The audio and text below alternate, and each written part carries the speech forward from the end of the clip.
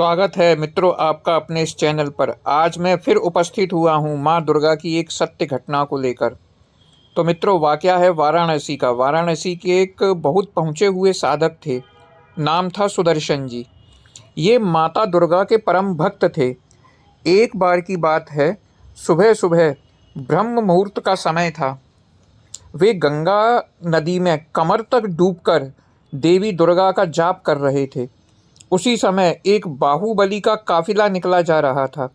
बाहुबली ने सुदर्शन जी को देखा और मजाक में अनायास ही कहा, आप गंगा जी की तली में क्या देख रहे हैं? वहाँ ऐसा क्या है? महात्मा सुदर्शन के मुख से भी यूं ही निकल गया कि तली में खरगोश होगा और क्या।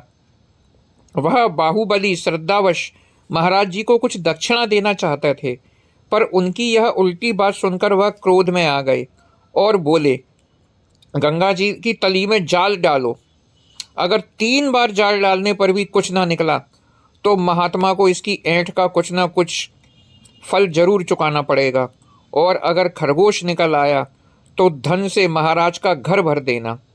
एक दो लोगों ने महात्मा सुदर्शन जी को इशारा किया कि वे विवाद में ना पड़ें और क्षमा मांग लें, परंतु महात्मा जी अपनी बात से पीछे नहीं हटे और बोले, हमने कह दिया तो कह दिया, अब हम अपने शब्द वापस नहीं लेंगे। जाल डाला गया परंतु कुछ ना निकला। दूसरी बार फिर से प्रयास किया गया, फिर भी कुछ ना निकला। अब बाहुबली क्रोध भरी दृष्टि से महात्मा को देख रहा था, पर महात्मा सुदर्शन के माथे पर कोई चिंता की शिकन तक ना थी और वे बोले, अभी तीसरी बार बाकी है। क्रोध में भरे बाहुबली ने आदेश दिया, एक आखिरी बार जाल डालो। जाल फिर से डाला गया। जाल बाहर निकाला गया तो सब हैरान रह गए। जाल में 2 खरगोश थे। अब डर और भय से कांपता हुआ बाहुबली सुदर्शन जी के चरणों में गिर गया और बोला, सिद्ध पुरुष हैं आप, मुझ मूर्ख को माफ़ कर दो महाराज। वह अपने लोगों से बोला, गुरु जी को साथ ले जाओ और वे जो आदेश करें उनकी वह व्यवस्था कर देना। सुदर्शन जी बोले, तू हमारी क्या व्यवस्था करेगा? हमारी व्यवस्था करने के लिए माँ है, जगत जननी है। तू अपनी राह जा, हम अपनी राह चले। अब महात्मा जी लौटकर काशी की सकरी गलियों में अपने घर की ओर जा रहे थे कि उन्हें अचानक से एक जोरदार थप्पड़ लगा। वे चकराकर खड़े हो गए और देखा कि यह थप्पड़ बहुत ही एक सुंदर कन्या ने मारा था, और वह बोली, तू जन्म भर पागल ही रहेगा क्या? और वह हंसने लगी। महात्मा मंत्रमुग्ध होकर उसे देखते ही रह गए। वह बोली, कुछ न सूझा तुझे कहने को? खरगोश ही सूझा।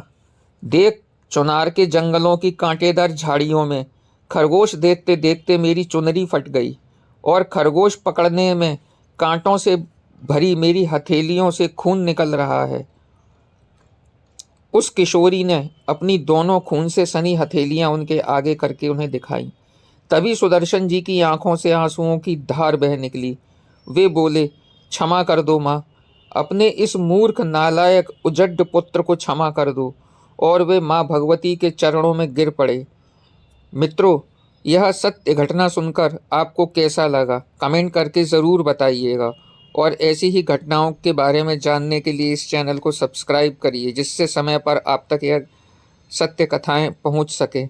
ऐसी ही और एक घटना के साथ मैं फिर उपस्थित होता हूं। जय माता दी।